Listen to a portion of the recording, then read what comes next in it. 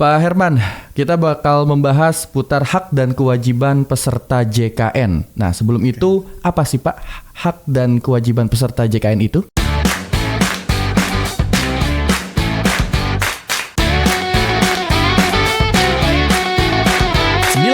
Podcast 91 FM Tangerang Radio, satu suara untuk kearifan lokal. Masih mendengarkan suara Bupati dan Parlementaria bersama Andri Handetolan.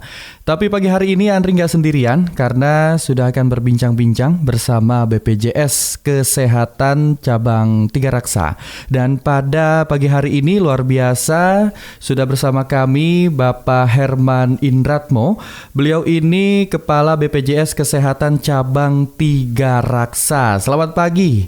Selamat pagi Mas Andri. Luar biasa ya Pak? Luar biasa. Baru pertama ya Pak tadi? Ya betul, ini baru pertama kali kita podcast di sini ya. Wah luar biasa. Kabar sehat Pak? Alhamdulillah, baik. Bahagia selalu walaupun memang banyak kesibukan ya Pak. Pasti. Ya. Baik, Pak Herman, Andri boleh panggil Pak Herman? Silakan. Pak Herman, oke. Pak Herman, kita bakal membahas putar hak dan kewajiban peserta JKN. Nah, sebelum itu apa sih Pak hak dan kewajiban peserta JKN itu?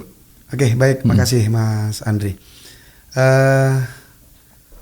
Jadi kalau kita bicara terkait dengan program JKN, tentunya ada dasar yang harus kita pahami dulu, bahwa program jaminan kesehatan nasional ini regulasinya sudah jelas, Undang-Undang Nomor 24 Tahun 2011, di mana memang BPJS di situ ditetapkan sebagai badan penyelenggaranya. Nah, di dalam undang-undang itu dijelaskan terkait masyarakat Indonesia wajib menjadi peserta JKN. Jadi itu kewajiban pertama bagi masyarakat Indonesia untuk mengikuti program JKN. Pertanyaannya adalah gini Mas Andri, kenapa jadi wajib ya? Nah, apa sih filosofinya kenapa harus wajib? Kenapa harus wajib? Iya, jadi prinsipnya di program JKN ini adalah gotong royong.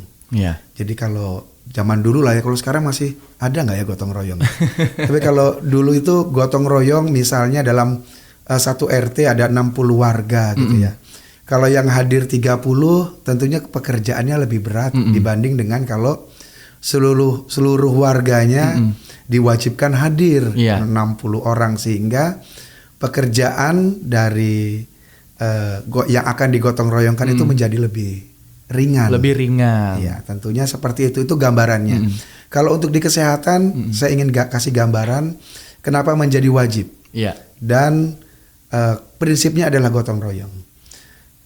Mas Andri, biaya pelayanan kesehatan sekarang tinggi sekali. Luar biasa Pak. Saya ingin kasih gambaran bahwa untuk satu orang yang operasi jantung itu ya, kalau kita rata-rata ini memang beragam ya.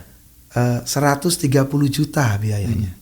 Artinya sistem gotong royong dari sisi pembiayaan di program JKN ini harus ada sekitar 3.000 lebih peserta yang sehat untuk membantu satu orang yang operasi jantung. Untuk mengcover nominal tersebut Pak ya. Iya, untuk mencukupi pembiayaan tersebut. Kita memang nggak tahu kapan sakit gitu ya. Tapi kalau dihitung sendiri, artinya saya bayar iuran, saya kali sekian tahun lalu saya sakit jantung, nggak cukup juga. Iya betul. Kita butuh orang banyak. Nah, inilah prinsip dasar dari gotong royong. Bagaimana peserta masyarakat Indonesia itu menjadi wajib menjadi peserta JKN. Baik, apalagi nominal yang dikeluarkan tidak seberapa ya Pak, betul, ya. Betul. Dan itu manfaatnya juga luar biasa. Dan betul Pak, kita harus memanfaatkan jumlah penduduk Indonesia yang banyak yang cukup banyak ini untuk gotong royong membantu masyarakat yang memang membutuhkan fasilitas kesehatan dengan biaya maupun secara cuma-cuma di fasilitas kesehatan. Baik, kalau hak dan kewajiban, kita berbicara mengenai hak dan kewajiban. Yang pertama mungkin adalah kita harus daftar dulu ya Pak, kewajibannya. Betul. Jadi Artinya tadi kalau dibilang wajib, wajib itu apa? Wajib menjadi peserta JKN itu bagaimana caranya? Artinya wajib mendaftar dan wajib membayar iuran tentunya. Mekanisme teknisnya tentunya lebih nanti lebih detail kita sampaikan ya. Artinya sangat mudah sekarang. Kita punya layanan offline maupun layanan online. Mobile JKN itu luar biasa membantunya Pak. Banyak program-program yang disampaikan dan juga ya tinggal kita operasikan saja gitu ya. Kalau segmentasinya Pak dari JKN itu apa saja? Baik, jadi karena ini sifatnya gotong royong, lalu juga segmen masyarakat penduduk kita juga beragam, maka ada segmentasi peserta yang kita buat. Yang pertama begini, pemerintah melihat bahwa cukup banyak masyarakat kita nih yang memang masih kesulitan untuk membayar iuran. Jadi kita bagi dua besar kelompok segmen ini yaitu pertama adalah penerima bantuan iuran atau kita biasa sebut PBI. Baik. PBI ini bukan berarti tidak bayar iuran. Masyarakatnya memang tidak bayar, tapi pemerintah yang mensubsidi memberikan bantuan untuk iurannya. Besarannya Rp42.000 per jiwa. Per jiwa. Iya.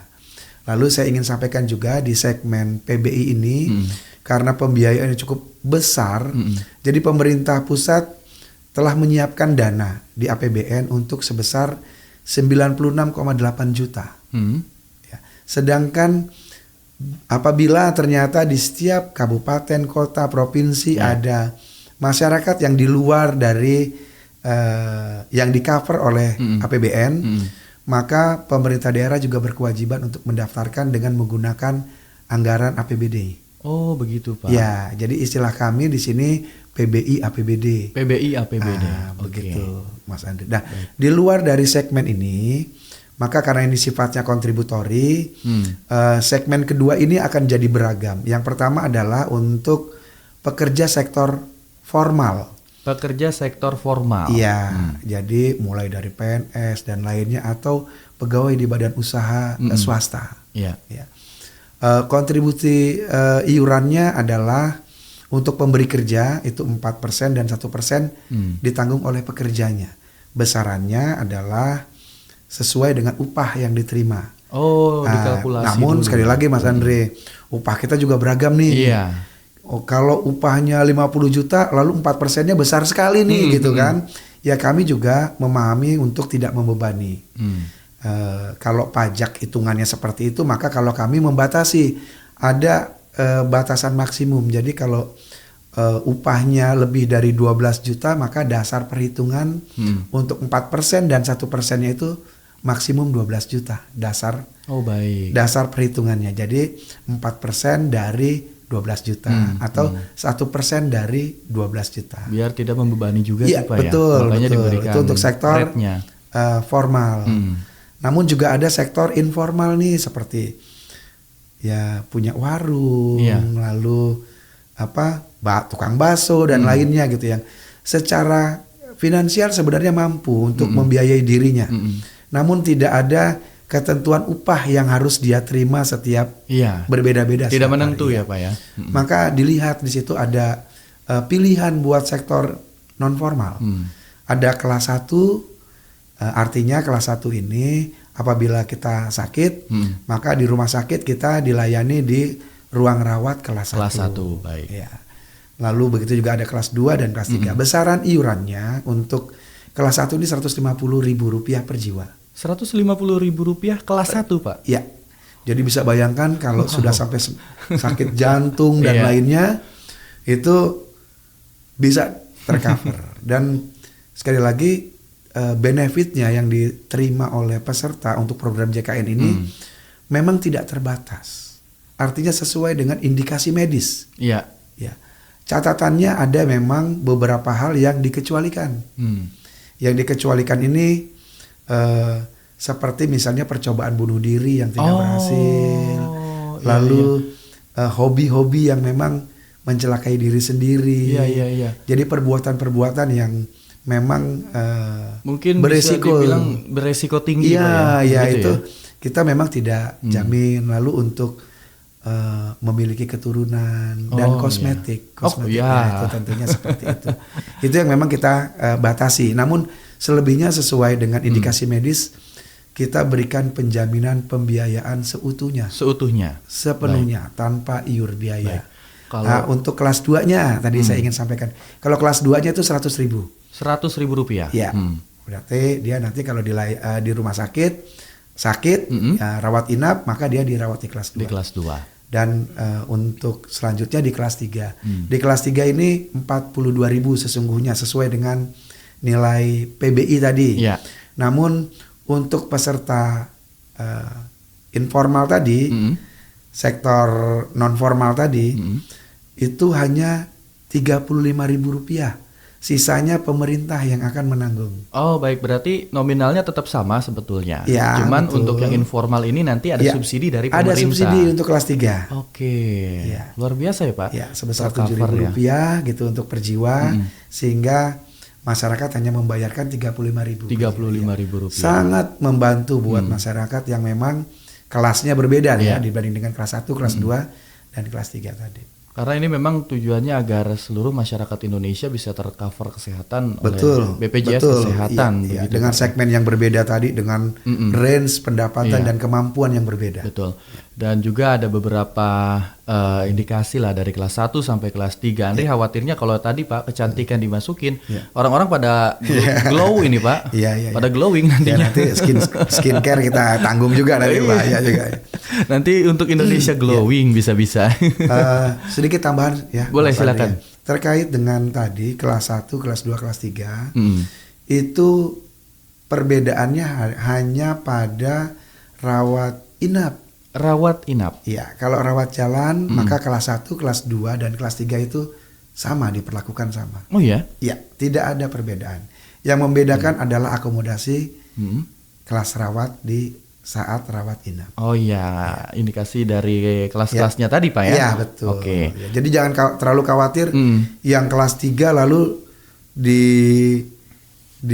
diskriminasi, tidak. Sama untuk rawat jalan semua diperlakukan. Untuk perawatan medis semuanya sama, cuman rawat inapnya aja, tempatnya aja yang berbeda. Baik.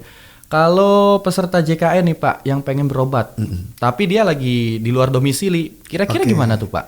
Oke, ini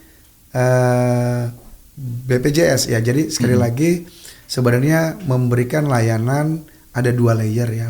Layer pertama adalah layanan primer dan layanan lanjutan. Jadi bagaimana ini sering terjadi kalau apalagi kebiasaan masyarakat Indonesia ya, mau hari raya mudik. Lalu apakah dapat mengakses pelayanan tersebut? Jadi begini, untuk layanan prima kita sudah primer, mohon maaf, di puskesmas dan klinik itu kita sudah menyampaikan bahwa mereka dapat memberikan layanan kepada peserta. Artinya peserta jangan terlalu khawatir, dimanapun berada dapat melakukan akses fasilitas kesehatan. Namun sekali lagi sistemnya ada rujukan berjenjang. Jadi mulai dari layanan primer ke rujukan lanjutan ke rumah sakit. Kecuali Mas Andre, memang emergensi. Darurat. Ya, darurat. Jadi bisa ke rumah sakit langsung. Namun tidak ada halangan untuk peserta yang tadi tidak di wilayahnya untuk mendapat pelayanan. Tetap akan rumah sakitnya maupun layanan primernya di klinik maupun puskesmas itu kita jaminkan bisa dilayani dengan baik. Ya. Tinggal dikomunikasikan saja bahwa memang situasinya sedang di luar wilayah. Biasanya fasilitas kesehatan akan mempertanyakan kenapa terdaftar di sana tapi ya melayani di sini. Baik. Tapi nggak ada isu, semuanya bisa. Semuanya terlayani. bisa ya? Mulai dari gawat daruratnya bisa langsung ke UGD di rumah kalau sakit. itu sudah pasti. Itu sudah pasti ya Pak. Kalau UGD itu udah seluruh Indonesia. Ya, artinya kalau Kementerian Kesehatan itu kalau emergensi peserta bukan peserta itu harus dilayani. Harus dilayani, betul. Karena kalau sudah emergensi itu life saving itu ya sudah harus penanganan. Konteksnya udah beda lagi ya Pak. Nyawa yang diurusin soalnya. Baik, Pak Herman, nanti kita akan lanjut berbincang-bincang mengenai BPJS Kesehatan. Jadi Handetolan, jangan kemana-mana. Tetap bersama kami di Suara Bupati dan Parlementaria.